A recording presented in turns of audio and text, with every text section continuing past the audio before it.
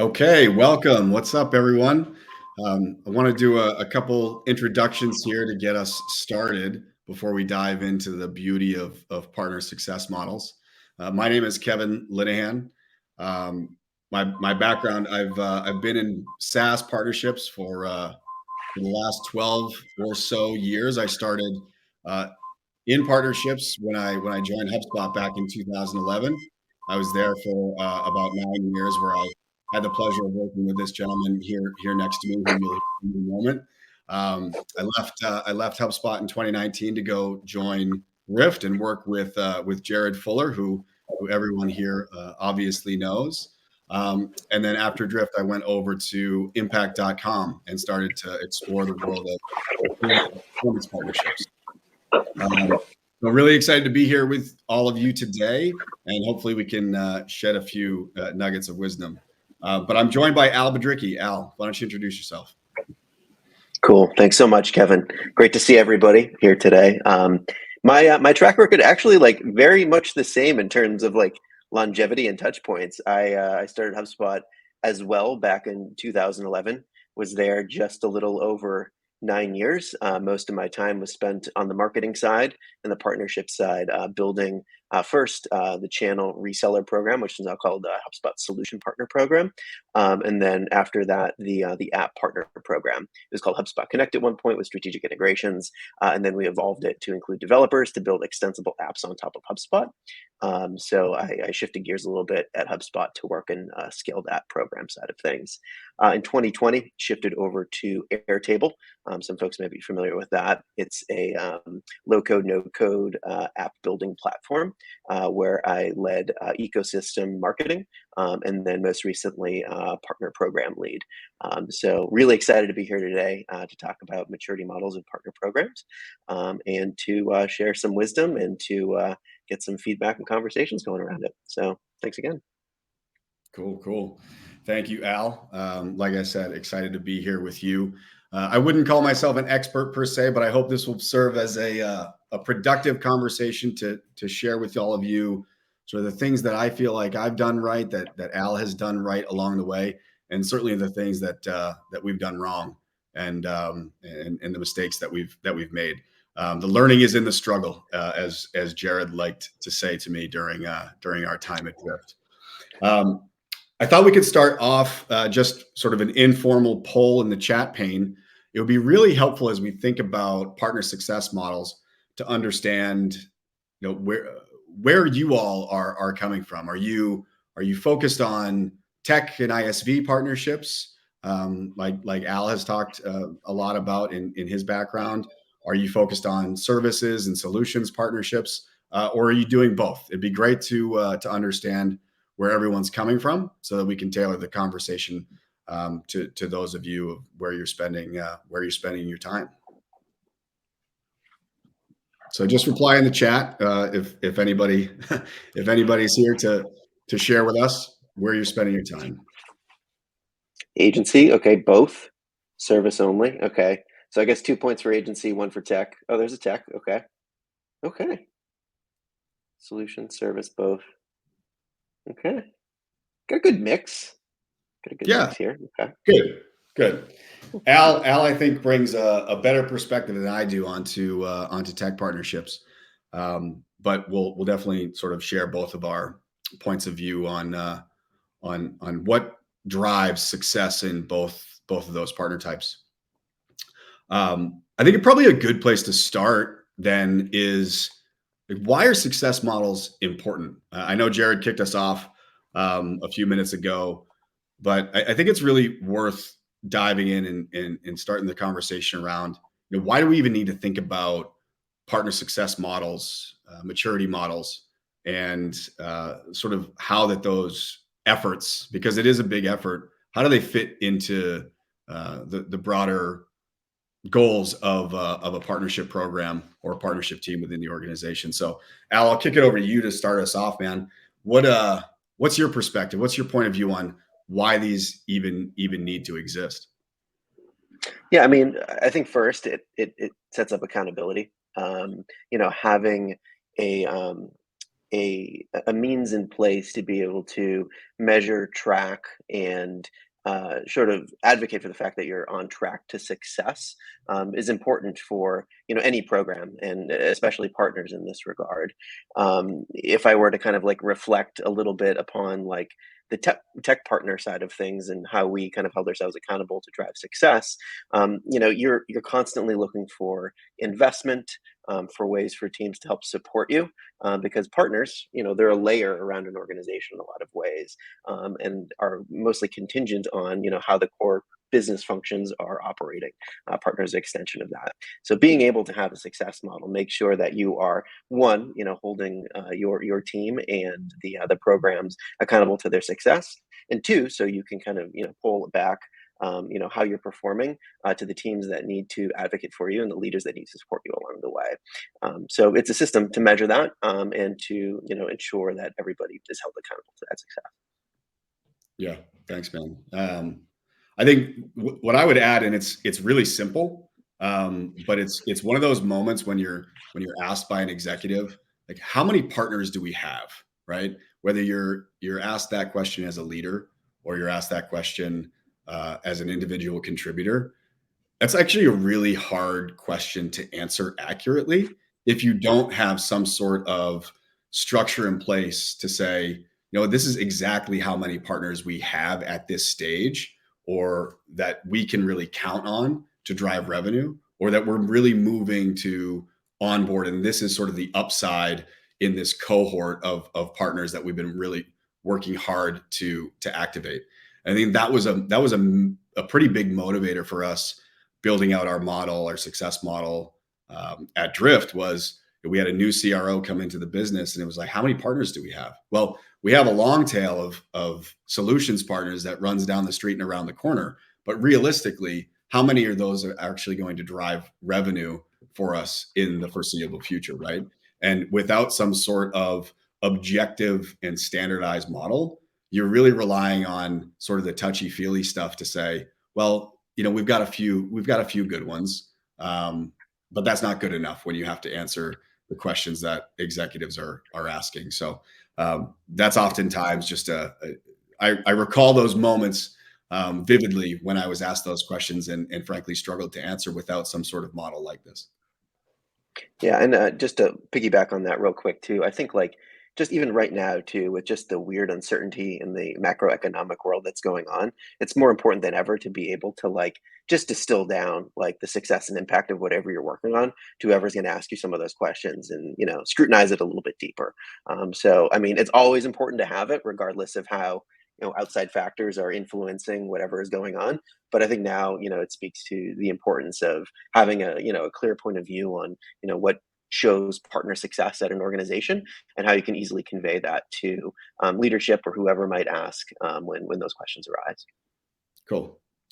All right. So in talking with the Partner Hacker team, and sort of looking at the way that they've started to model out the phases of partner success, the phases of partner maturity, just so we're all speaking or singing from the same songbook, if you will, what we're going to talk about are the sort of 5 phases of discovery, building, managing, measuring, and optimizing. And like we talked about earlier, we want to look at this from the lens of agency partnerships, solutions partnerships, as well as tech. When I think about my time at HubSpot and then Drift, from a discovery standpoint, building our agency program, the biggest, I think, the advantage that we had was identifying, obviously, an ideal partner profile from the very beginning, but really working to understand in the discovery process, what are we actually trying to accomplish? What are we able to effectively do together? And what is the opportunity for a services business to actually build a partnership with us at HubSpot and at Drift? And I think in this discovery phase, really understanding a degree of commitment and what that point of buy-in is to the partnership is a really important piece to sort of exiting that discovery phase, if you will, right? It has to have very clear and objective lines of moving from discovery into the later stages of partner success. Now at HubSpot, that was a pay gate, right? Every partner on the services side back in the day had to actually pay for the software themselves and go through a very specific onboarding curriculum thereafter. But it was a very clean line that said, you are now a partner, and this is why. And it was a very consultative sales process leading up to that point. At Drift, we looked at it a little bit differently, but there was still a very clear line in the sand that said, you are now a partner, and this is the level of commitment that we will make to you, and we expect back from you, and a very clean line of resources allocated at that given point in time. I feel like with solutions partners, especially up in like with GSIs, right? Like that line in the sand is a little bit harder to reach. The objective criteria, a pay gate, signing a partner contract, those things are really harder to come by. And I think the implication of that is that you end up having, again, this sort of long tail of folks that are interested in you and you're talking to, but really haven't made that explicit commitment to you and your program and really partnering together. Al, how about you? I mean, you saw both sides, agency and tech. What do you think, at least from an agency or solution standpoint, about that discovery phase and sort of what it means to formally be a partner? Yeah, I think it really ties back to, like, I always distill it back to the customer need and the customer demand of said things. Like, I think, if you look back on the discovery phase and when the agency partner program was coming to fruition at HubSpot, I think we were it was sort of like the right place, right time for agencies who wanted to transition over from project to retainer work. Doing that one-off website work and transferring to like a retainer model where they would have repeatable revenue coming in, so they could actually grow their agency. And we at HubSpot kind of came along with this retainer model, justified by like the inbound methodology in HubSpot software, that really helped like catalyze those agencies wanting to join us as a partner and to help amplify and scale our sales organization. And now we go back to the point of like customer demand. Customers were also reaching this point where they needed to digitize and leverage something like HubSpot to make it happen. And it kind of was that match made in heaven of agencies like being ready and willing and wanting to transform their business model and make it happen, and customers actually wanting to transform into more of a digital business. So that like customer demand coupled with like the agency transformation really helped kind of justify this initial discovery phase of like, as we were building the program, saying like this was a critical business need and we could use it to help scale HubSpot SaaS sales through the solution partners.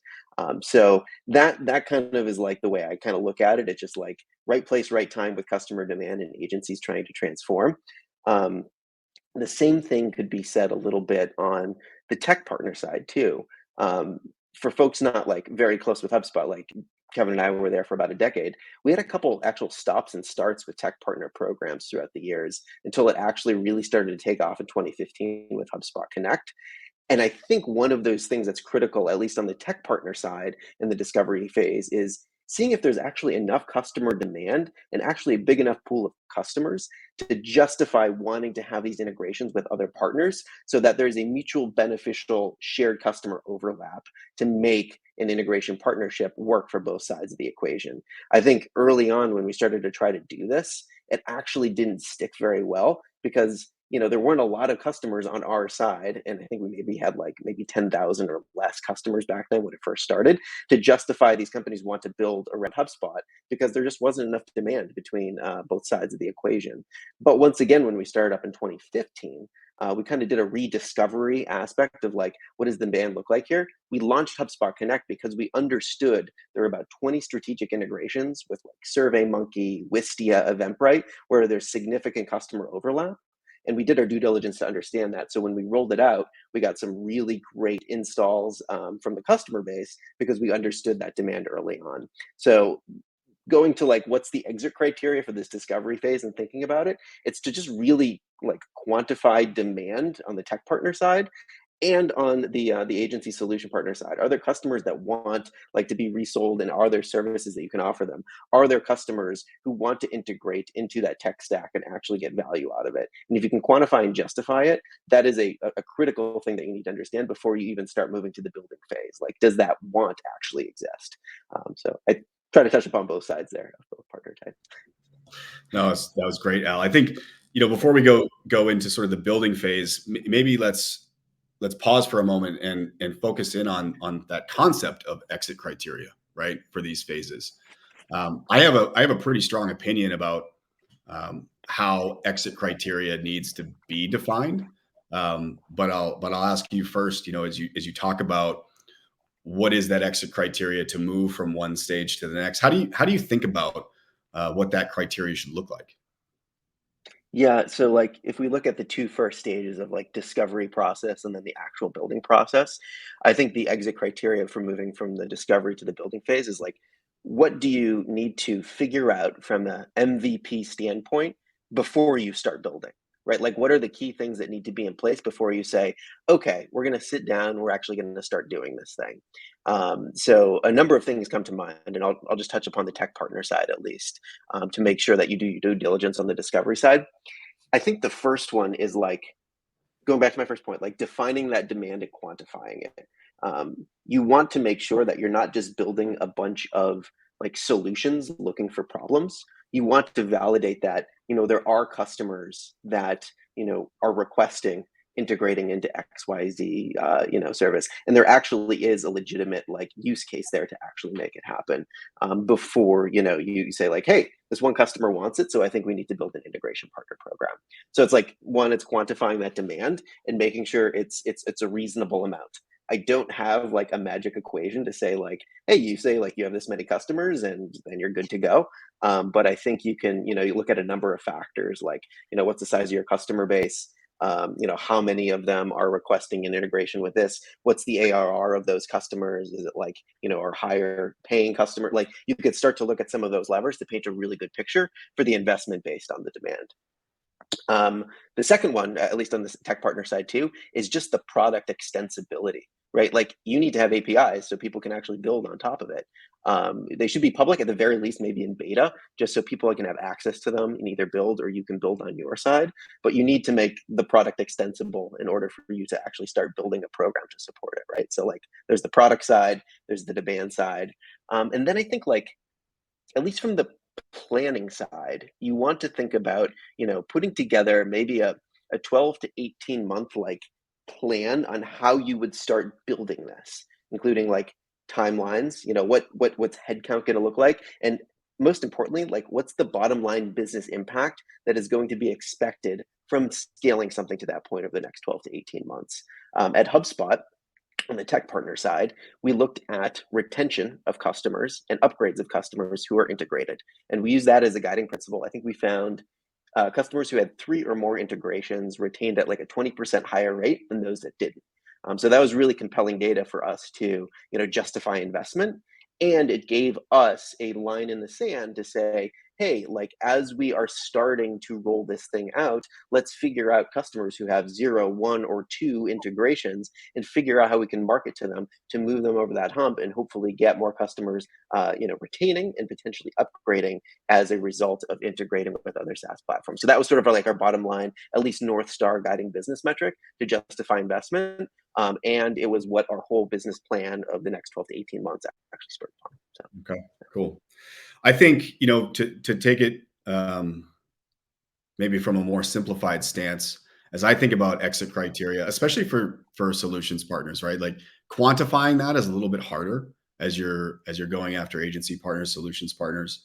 For me, just thinking about exit criteria as you all go out and build some version or some iteration of a success model, it's just, it's really just about being very objective as to what has to be accomplished in that phase, how you've defined it. So if discovery phase is the first phase for you, like, what are the absolute must-haves that are either done or not? They have or they don't, in order to move to that next phase.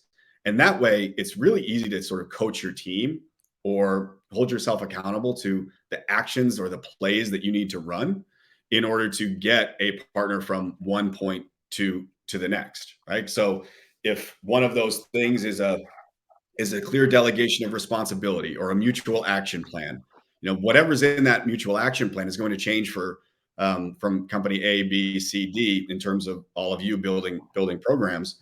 But it's either, it has to be done. Everybody needs to understand what their marching orders are. And if it's not done, then you've not yet moved onto this next phase of work to be done to continue to progress through that model.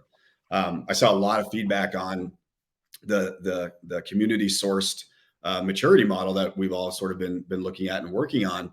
And I saw a lot of subjective sort of like soft thoughts about like, what does it mean to go from one stage to the next? My opinion is that it needs to be super objective, super trackable, even if it's not necessarily quantifying something as Al was talking about. Cool. So let's move into building. I know we spent a lot of time on discovery. Let's move into building real quick. I mean, from a services partner standpoint, I know we've got a lot of folks spending their time on service partners. What does it mean to be building, right? To me, it means predominantly, how is this service partner, solutions partner going to make money selling or wrapping their services around your product? And it's really difficult to sort of put that responsibility onto your partner, regardless of how well they know how much better they know their business compared to you. I think that's a process in the building phase that is absolutely instrumental. You need to have a very clear path of training in this phase, training on the product, training on the value props, training on expectations and outcomes. And you have to be able to shape or show these partners how they are effectively going to make money in their services business by leveraging your technology. And that's simple, right? But it's not easy. And I think the outcome or the exit criteria for the building phase is having a defined offering that you can go to market with. I think so many partner managers, or especially those that are more junior to the role, get so excited that they've signed a partner that they automatically want to dive in and start talking about accounts and joint opportunities or co-selling, right? But the reality is unless you have the offering clearly defined and your service partner has the right practice area identified, the right people in the right seats to be able to execute and deliver, right? There's a lot of work that goes into to that process before you can even think about talking about accounts. But I see a lot of folks jumping into accounts. We want to sell. We're beholden to a pipeline number. We've got to go. We've got to source business. But that's, I think, probably the most important to the build phase in service partnerships for me. And we learned that the hard way at Drift for sure, because it was a category creating technology. And I imagine there are some of you here that are doing the same type of thing. You've got to teach them how to make money, and it's got to be enticing. Cool. Yeah, I think there's a lot that's reflected, at least on the tech partner side, which you can cover as well. I think in the building phase, there's probably two main tracks of building. One is like just building the integrations per se, whether it be built by like you as the organization, if your product team is building the first party side of it, or if it's the the third party, if you're structuring the program where the third party actually builds it. That's a core part of this.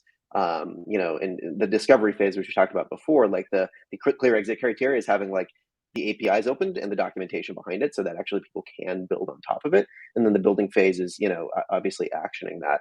The other bucket of the building phase that I think is critical, that is probably a requirement of or exit criteria before moving on to the managing phase, is having a go-to-market plan for like a program launch, or what are we doing here to give that first splash of putting a stake in the ground and saying like, hey, we are now like open for business to welcome new integration partners, and oh, by the way, we have XYZ that we're going to market with, and here's our sort of platform point of view. on top of that. That like puts a stake in the ground to say like we're doing this thing. It lets your customers know that you're investing in integrations. They're available for them to partake in. And thirdly, it allows prospective tech partners know that you're open for business and exploring net new partnerships for them to build integrations and partner closely with you.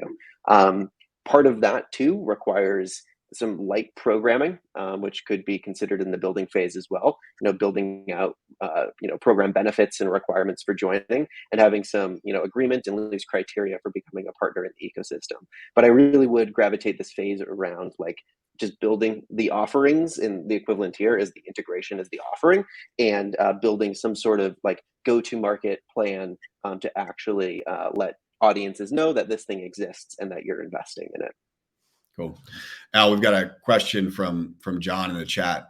It says, for service partners, should we go so far as to create a model that shows all the areas that will make money around our technology, advisory, implementation, post-go live support, et cetera? Do you have an opinion on that? I mean, my thought is this. My thought is, yeah, you go first. I think this is also an exercise in expectation setting in this phase. Like, I think that setting proper expectations with your service partners is really important, because if you don't set proper expectations, especially if you sort of overpromise on the opportunity to drive revenue and under deliver, right, you've lost a ton of trust right out of the gate. So I think you can model it out, because I do think it's important to help your service partners see where all the places where help is needed within your customer base.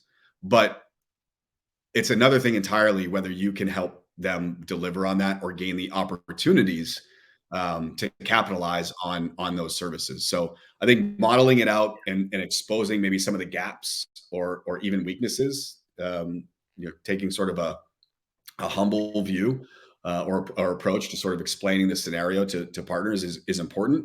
But you really need to set very clear expectations in this phase when you're modeling all that out, because you don't want an expectation that, hey, we're going to generate a bunch of revenue off post-sale support. We're going to build this really, really tight offering around it, and you're not able to, as the partner, right? You're not able to help them bring that to market, or even sort of help tackle that internally within your own organization. So I think that's a really big piece to it.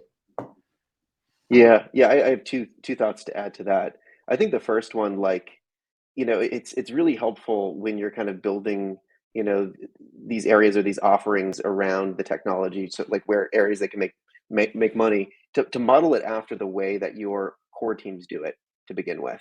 So like, if you have a CSM org who is offering services around the software, it's very easy to kind of like take that and mirror it for partners to use as well. I found that to be very effective. It's like, hey, if our internal team is building these 3 services around it, like these are the ones that we can mirror to our partners, because all you really need to do is just kind of take that enablement, all the things that you're doing for them, and just kind of reflect it on the partner side externally as well. And it's a less of an uplift for you.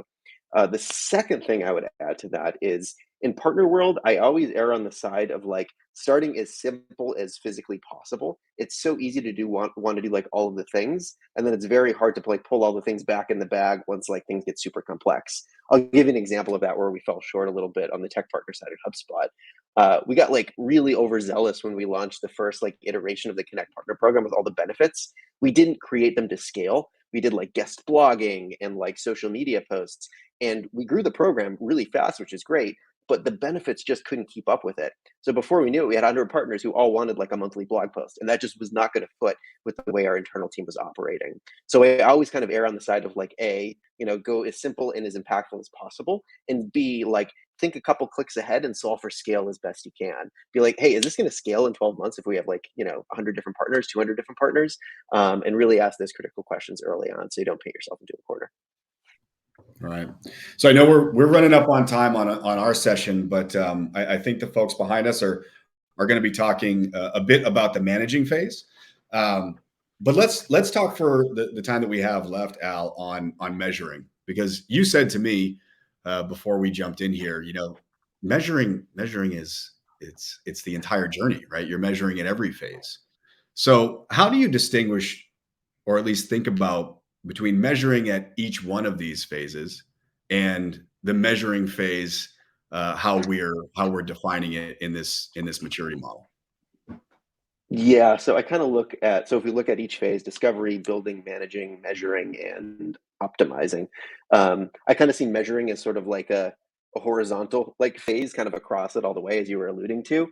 Um, in the discovery phase, I would almost say it's like your MVP metrics that you want to, like the exit criteria for how you're going to approach this entire thing. Like you should have metrics defined, your MVP metrics for how you're going to measure the success of this program, with the expectation that these will evolve over time as you introduce more offerings for partners, you discover more revenue streams, you have different partner types join, but at least set like a stake in the ground for that discovery phase at the end of it to define what those metrics are. As you're building, like as you move into that next phase of building things, you're probably not going to be like measuring a ton because like the program like probably isn't off the ground yet, or you haven't gone to market with integrations. So I think in that phase, what you want to measure are just like milestones for getting to the end of that. Like, hey, we want to launch the program at the end of this building phase, and that's sort of like what our milestone is. So what are the things that you want to do along those phases until you get the thing off the ground? In the managing phase and potentially optimizing too, that's when it really comes into like, hey, we're actually like selling through these partners. We're actually promoting these tech partners to our customers and they're driving active installs. That's when you can start to really take a look at those metrics, distill them down and, share them with exec leadership, with the team to make sure that you're driving ongoing success. And optimizing, honestly, that's just ongoing refinement of the metrics, adding new ones in, understanding what's working, what's not, and making the adjustments to your program and your efforts to make sure you're on track and you're measuring the things that matter at the end of the day. Yeah. I think, if we're going to talk about measuring as its own unique phase, sort of Yeah. in comparison to what you just described as well, I think that, thinking about objective exit criteria through discovery, building, and managing, you're really feeling your way around, right? You're trying to figure out, what do we even need to measure in the first place? I think to move from measuring to optimizing from a objective criteria standpoint, you have to have a defined measurement model for the entire program, for the entire team, that's very consistently reported in the same way every month, every quarter, every year, right, to executive leadership. And I think that so much changes as a program evolves that like that can be sort of ignored because you do measure at every individual phase. But who's dedicating themselves to making sure that you're tracking the right things, that there is a defined model, all of the systems are set up in your CRM and any other systems that you're using to track performance, right? Like how is that very explicitly defined? And then how is that shared with all the key leaders across the business? And I think if we're going to keep measuring as its own unique phase in this journey, like that has to be probably, in my opinion, the criteria that you use to say, all right, now we can go and we can look at this model, and this now tells us what we're optimizing for in the following phase. So that's sort of how I think about it. I think we're at time. I think we're supposed to wrap up here at the top of the hour. So thanks everybody for jumping in and joining Al and myself. Hopefully this was helpful. I know we were riffing a little bit, but lots of mistakes that we've made. Hopefully you're able to take something away from this and work with it. So thanks so much for joining. Thanks, everybody.